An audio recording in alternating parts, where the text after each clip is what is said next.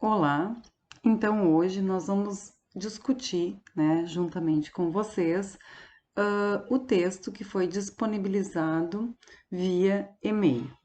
Então, o texto, né, intitulado O Financiamento da Educação Básica Pública no Brasil, 500 anos de história. Este texto base foi de autoria, né, de Janaína Menezes e será comentado, né, pelo professor Enio Grigio e a professora Daniela Schiller.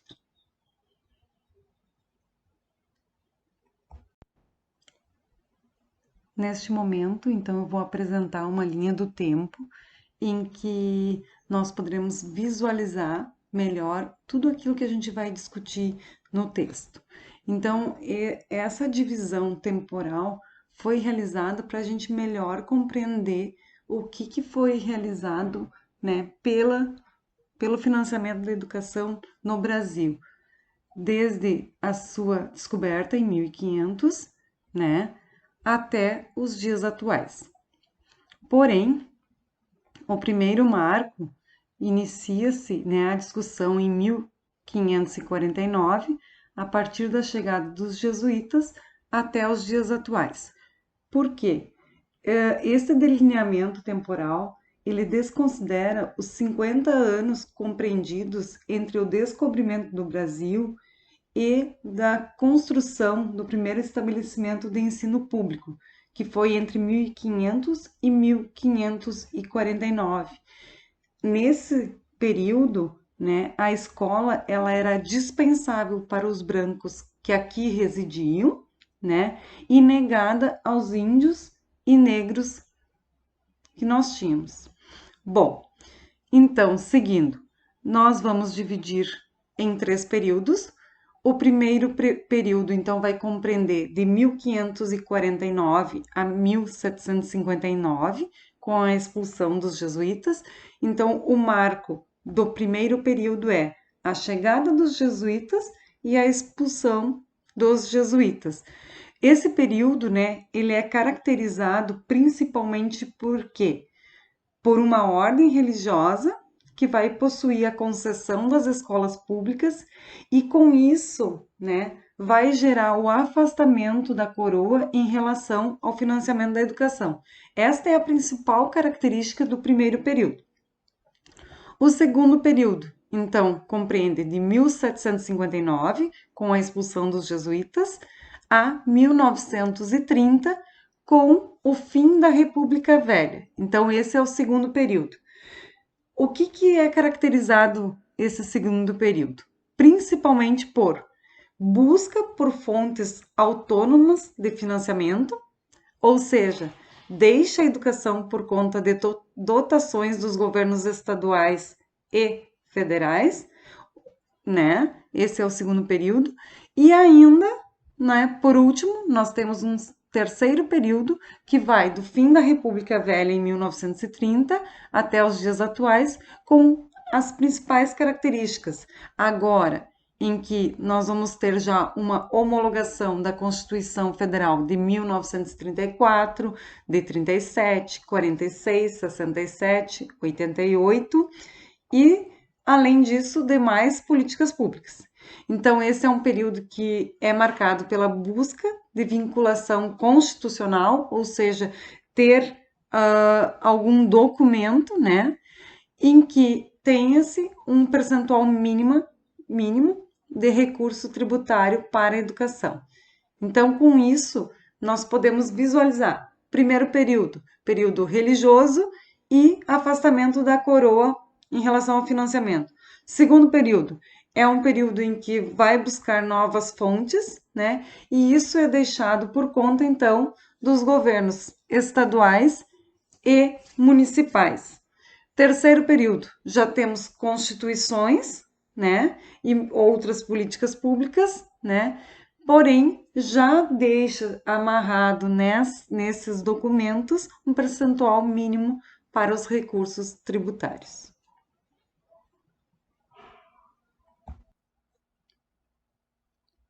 Então, vamos agora, né, iniciar a discussão do primeiro período, que vai de 1549 a 1759, ou seja, o período marcado pela chegada e pela expulsão, então, dos jesuítas, né? Então, aqui tem uma imagem, né, que remete a toda aquela história que vocês já estudaram, lembrando que os jesuítas, né, vêm junto com a chamada Companhia de Jesus, né, também para catequizar, né, os índios e os negros no nosso país. Porém, agora nós vamos dar um enfoque, né, direcionando para a educação, ao financiamento da educação. Qual foi o papel deles, então, aqui no Brasil, relacionados ao financiamento da educação? Então, vamos lembrar que nesse período, então, foi marcado pelo distanciamento do Estado, ou seja, a retirada do Estado relacionando ao financiamento da educação, deixando sob tutela principal dos jesuítas, né, esse financiamento da educação, porém, ainda nós tínhamos, em caráter suplementar, uma esfera particular, tá? As finanças do Brasil colônia estavam voltadas apenas para o atendimento das necessidades da corte. Da corte o quê? Corte portuguesa, né? Então, sendo marcada por inúmeros impostos. Nessa época, então, o Brasil, né, vivenciava um momento em que nós tínhamos mais do que 150 impostos. Estes impostos eram gerados receitas e essas receitas eram transferidas para Portugal. Ou seja, tudo que era gerado aqui, nada era voltado ao nosso país, e sim a exploração, ou seja, a retirada de recursos daqui para atendimento das necessidades da corte, certo? Então, tanto aos benefícios da corte que tinha se instalado aqui no Brasil, quanto o envio para a corte em Portugal.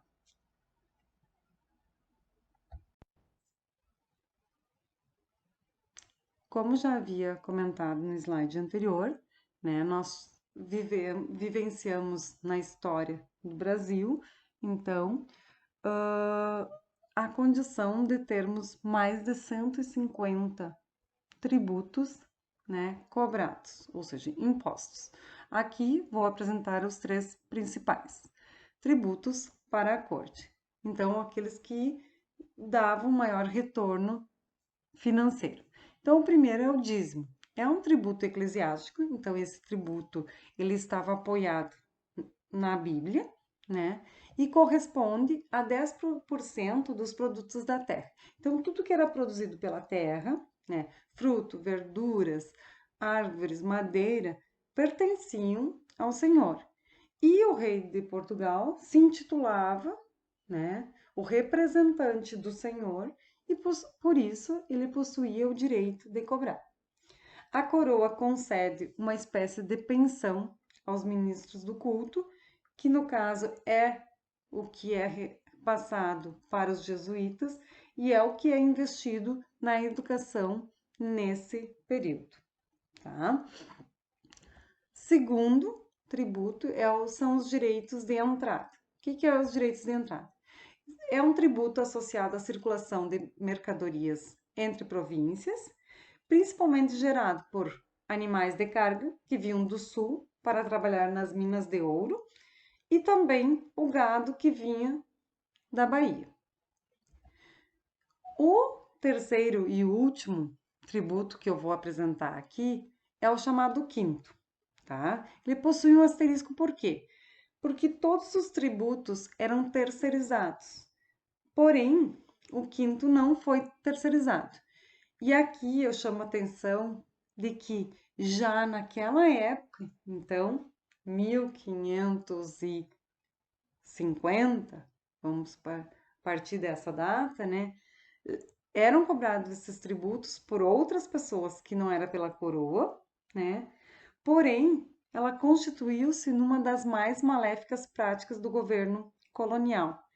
Por quê? Porque trazia prejuízo aos agricultores, cobravam tributos em excesso dos agricultores, porque eles avaliavam né, toda a terra ou todo o comércio, porém os agricultores muitas vezes não conseguiam comercializar todas as mercadorias e também as províncias. Por quê? Porque como era terceirizado, quem cobrava os tributos, né, acabavam não repassando para as províncias o valor total daquilo que era arrecadado. Ou seja, aqui nós já temos um indício de que nós temos corrupção já no Estado, tá? Nesse caso, o Estado é representado pela coroa portuguesa, certo?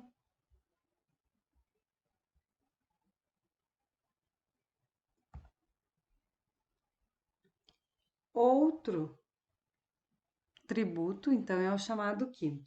O que que é o quinto? Quinto é um imposto mais importante. Por que ele é mais importante? Porque ele gerou maior quantidade de dinheiro, né? Circulação de dinheiro. Este imposto, ele já existia em Portugal antes de descobrirem o minério no Brasil. O que que acontecia? Em Portugal, então, né, os fazendeiros, né, exploravam os minérios e se o fazendeiro não pagava esse imposto, né, o agricultor tinha suas terras todas confiscadas e a sua família, né, era deportada para o Brasil e aqui eles deveriam ficar pelo menos 10 anos. Então, isso já referencia esse relacionamento que a coroa portuguesa tinha com o Brasil, ou seja, um Brasil colônia mesmo, né? Em que quem não passava, era um castigo vir morar no Brasil, né? Era um castigo, certo? Esse tributo, então, era dado por 20% de todos os metais já fundidos e livre de todos os custos, porque o que que a coroa civil? Ela percebeu, né, os minérios, né, porém ela percebeu que era muito grande, muito vasto, né, a quantidade de ouro, de prata, de diamantes, e que ele não conseguiria explorar todos esses minérios. Então eles terceirizaram, né, só que esses metais só podiam ser comercializados após o pagamento deste quinto, tá? Isso deu à coroa a impressão de que não teriam mais problemas financeiros, porque a quantidade de dinheiro que começou a circular relacionado a isso, né, foi muito grande. Então, a coroa portuguesa já estava enfrentando uma nova crise em Portugal e o ouro e os diamantes enviados do Brasil criaram a sensação de que a crise que o reino estava vivenciando, né, estava superada apenas com os nossos minérios, tá? Mas uma pergunta que não quer calar é: ok, e qual é, diante de todos esses tributos, né, o que foi dado ao financiamento da educação pública no Brasil? O que a gente pode responder até agora? Apenas uma pensão que foi dada, que é as chamadas côngruas. Então, a pergunta que não quer calar é: mas e a educação? Como se encontrava frente à política tributária do Brasil colônia? O que que realmente era investido? Então, o que que a gente pode dizer?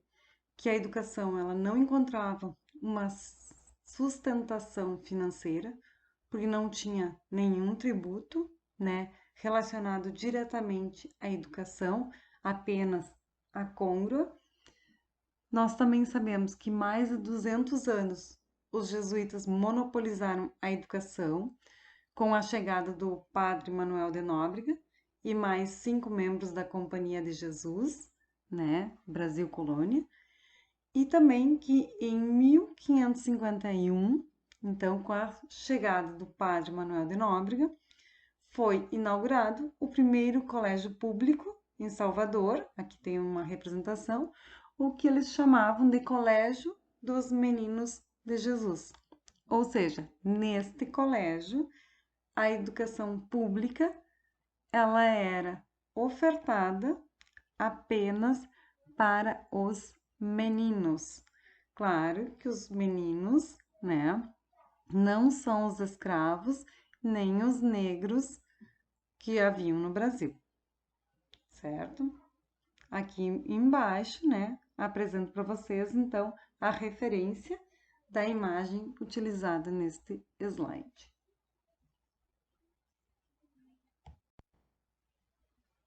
Mas o que realmente a gente pode pensar e tentar esquematizar é qual que foi o acordo entre os jesuítas e a coroa? Qual era o papel de cada um deles no financiamento da educação?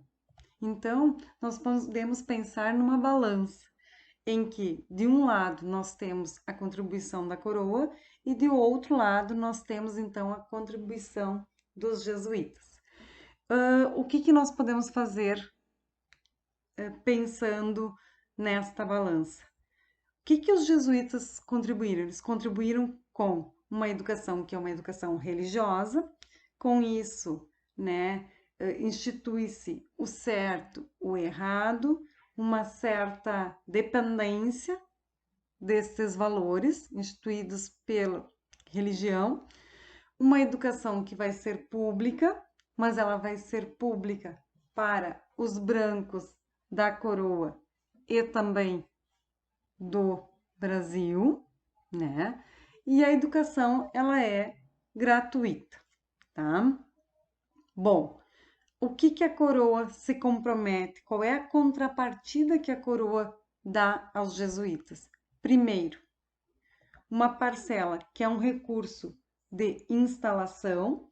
Esse recurso de instalação é utilizado para a construção e aquisição inicial de equipamentos e também uma pequena parcela que é chamada do recurso de custeio, que é aquela pensão recebida, né, devido ao dízimo, que é a chamada côngrua. Óbvio que esta balança ficou desequilibrada e que este recurso para manutenção, que é o de custeio, se tornou escasso e muitas vezes esse recurso que vinha recorrentemente, de forma mensal, passou a não ter mais uma periodicidade. Então, os jesuítas sentiram dificuldades de se manter apenas com esse recurso. Então, no próximo slide, a gente vai entender o que aconteceu e por que realmente os jesuítas foram expulsos do Brasil. Assim, podemos dizer que a situação que foi instaurada, né, diante desse desequilíbrio financeiro, foi de que os jesuítas tiveram que achar formas. O que eles perceberam? Que eles tinham muitas dificuldades financeiras e se eles tivessem que depender apenas das côngruas, eles não teriam como manter, né, as escolas no Brasil. Porém, os jesuítas eles possuíam uma ótima capacidade administrativa. Então, eles tinham uma estratégia que era de investir os lucros nas próprias atividades econômicas e educacionais que eles desenvolviam, como, por exemplo, a criação de gado. Então, eles iam comprando gado, né, aumentando a produção para que aumentassem os lucros e os investimentos. Então, eles desenvolveram negócios e esses negócios eles partiram de terras que foram doadas, né? E que com isso eles conseguiram, né, ter em quase todas as vilas escolas de primeiras letras que eles chamavam, né? Então haviam 17 colégios de nível médio no país que preparavam a elite, né, para o ensino superior em Portugal e também para a própria Companhia de Jesus para ter a sua continuidade de suas ações. Enquanto isso, o que acontecia no reino? O reino encontrou minério no Brasil, achando que era a salvação da crise de Portugal. E o quinto foi a principal fonte de tributos, não se investia nada na colônia, ou seja, existia uma relação colônia-metrópole, então, entre Brasil e Portugal, e apenas a cultura de exploração e não de investimento. Os jesuítas, por outro lado, já tiveram uma capacidade estratégica maior, que era de investir na própria colônia, ou seja, onde eles estavam, né, tendo os seus lucros.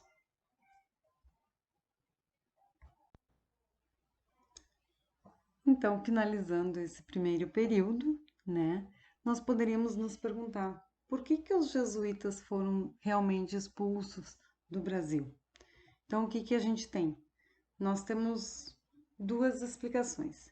Primeiro, são os motivos alegados pelo Marquês de Pombal. Então, esses motivos estão descritos no Alvará Régio de 1759, em que o Marquês de Pombal alega motivos pedagógicos, ou seja, que o ensino de ciências decaiu muito, a gramática também não é condizente, é muito precária, e que então o papel que realmente os jesuítas deveriam desenvolver aqui no Brasil, que era um papel do ensino público, gratuito, né, não estava sendo desenvolvido da maneira como deveria ser desenvolvido. Porém, são discutidos outros motivos, né, que são os motivos econômicos, político e ideológico. O motivo econômico, né, é devido à ascensão dos jesuítas. Por quê? Porque os jesuítas buscaram com muito sucesso o desenvolvimento, né, da autossustentação do sistema deles, que era baseado principalmente na ampliação e melhoramento das suas fazendas e pecuária. Ou seja, autossustentação, reinvestimento. Então, eles reinvestiam tudo aquilo que eles conseguiam de forma ou por doação, né? Ou por investimento e lucro das próprias fazendas e da própria pecuária. Tanto que em 1750, apenas na ilha de Marajó, né, os jesuítas possuíam 100 mil cabeças de gado. E no Brasil, isso correspondia a quase 25% do PIB, ou seja, do produto interno bruto. Então, economicamente, os jesuítas, eles promoveram uma ascensão, né? Por quê? Porque eles perceberam que apenas com o investimento da coroa, eles não conseguiriam sustentar as escolas públicas. Questão política. Foi alegado, então, né, pelo Marquês de Pombal, que os jesuítas, estando aqui no Brasil, seria um estado dentro de outro estado. Por quê? Né? Porque eles tinham muito poder de influenciar e de manipular, atrapalhando a influência do Estado, ou seja, da coroa.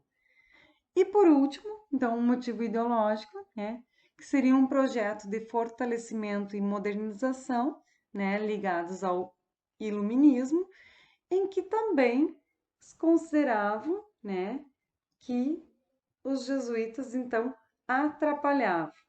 Então, só para citar no texto, né, possui uma citação que diz assim: na Amazônia, a atividade extrativista metropolitana era dificultada pela ação dos jesuítas, que não permitiam a exploração desumana dos índios denunciadas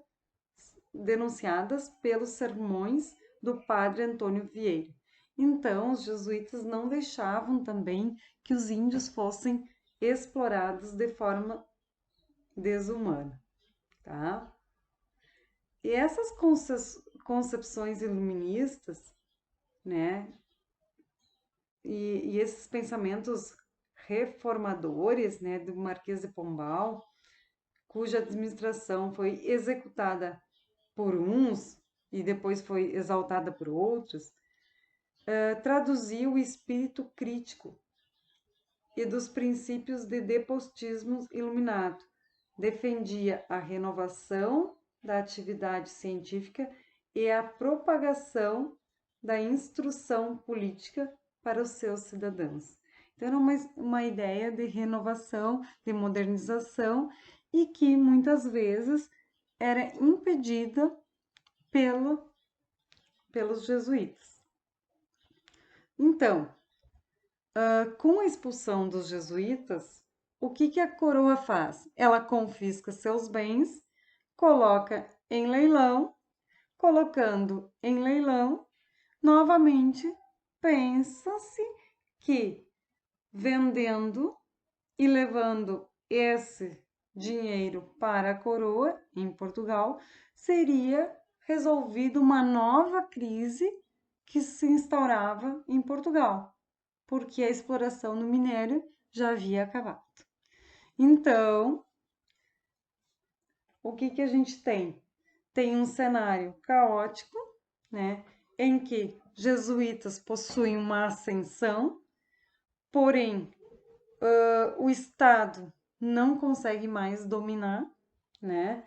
Existe uma insatisfação também dos comerciantes portugueses, porque os jesuítas também representavam uma ameaça aos seus negócios, porque os próprios jesuítas já estavam negociando gado e possuem suas fazendas, né?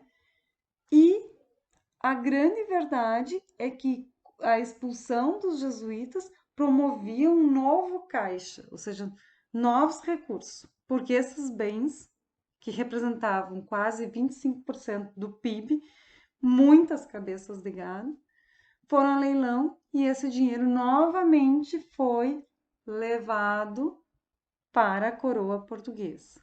Ou seja, novamente estamos conseguindo retratar aqui esta relação entre um Brasil colônia e a coroa portuguesa, né? Portugal como explorando o Brasil como metrópole, certo? Após, será disponibilizado também um vídeo comentando, fazendo um comentário, uma relação, um resumo da segunda e da terceira, do segundo e do terceiro período, então, relacionados ao financiamento da educação. Espero que esse vídeo tenha ajudado vocês a compreender um pouquinho melhor o texto de Janaína.